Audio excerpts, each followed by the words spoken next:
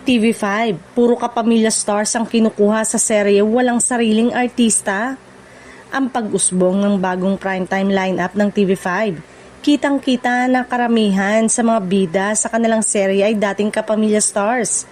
Dahil dito, maraming netizen ang nagtanong kung saan na ang sariling TV5 talent sa ganitong malalaking proyekto. Ayon sa ilang social media post, tila puro borrowed stars na lang ang ginagamit ng network para masiguradong mataas ang ratings at agad-agad na maakit ang viewers. Marami ang nagreklamo na walang sapat na pagkakataon ng mga homegrown TV5 artist para makilala at makapagpakitang gila sa primetime slot. Sa kabilang banda, pinoprotektahan ng TV5 ang kanilang desisyon. Sinabi ng ilang executive na ang paggamit ng sikat na kapamilya stars ay strategic move para mabilis makakuha ng audience. Lalo na sa mga kompetisyon na sa primetime kung saan nagbabangga ng ABS-CBN, GMA at iba pang network. Malaki rin ang epekto nito sa advertisers at sponsorship na nakabase sa star power ng mga bida.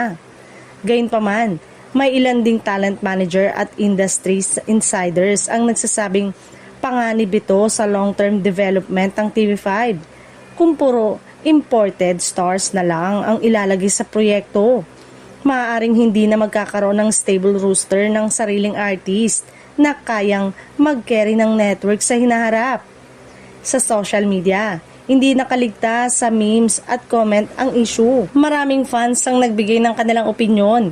May iba na nagsasabing mas okay na manood ng sikat na kapamilya stars kesa hindi panoorin ng palabas.